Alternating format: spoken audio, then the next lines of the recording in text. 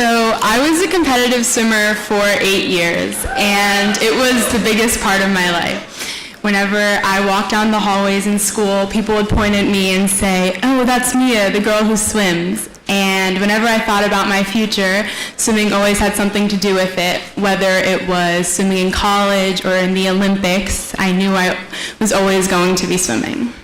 So 2 years ago, in my freshman year of high school, I went to a training trip in Florida with my team, and we were practicing 7 days a week, 3 times a day.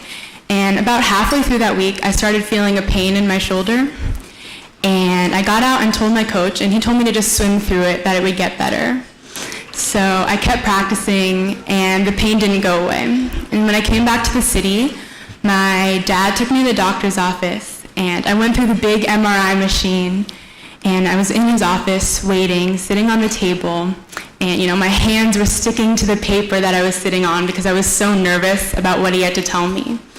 And when the doctor came in, he told me that I had tendonitis in my shoulder and loose rotator cuffs in both, and that if I continued to swim, the injury would get worse, and there's a possibility that I would need to get surgery. And so I just remember sitting there feeling like the world stopped. I wasn't even looking the doctor in the face. I was looking at the stethoscope around his neck because I didn't want to face the reality of what he had just told me, that the thing I had worked so hard for 8 years was gone. So a few months later, I was in school, and I used to always smell like chlorine anytime. And so I smelled my arm, and I realized that I didn't smell like chlorine anymore.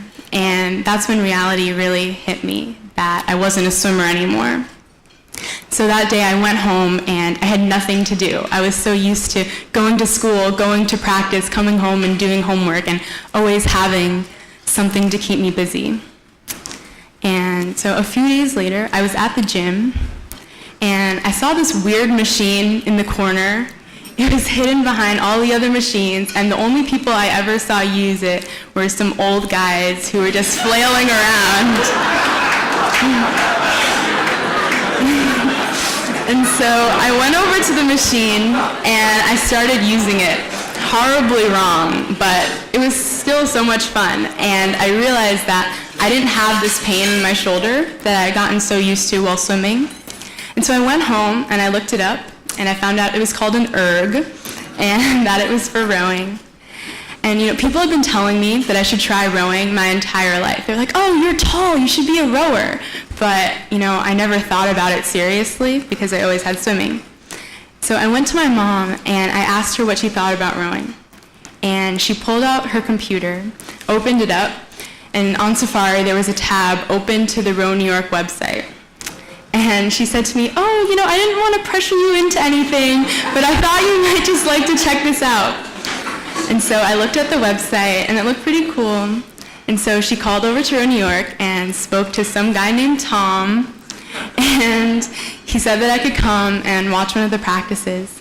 And so the beginning of last season, I went and watched the varsity practice, and I sat in the launch with Coach Gabby, and I just remember as soon as the boat pushed off the dock, I was in awe. Being able to hear all of the oars hit the water at the same time was such an amazing feeling, and seeing all of these kids working together to move a boat was so amazing. And so I tried out for the team, and I got on, and I was really nervous to start because I didn't know if I would fit in or if I would be able to make friends.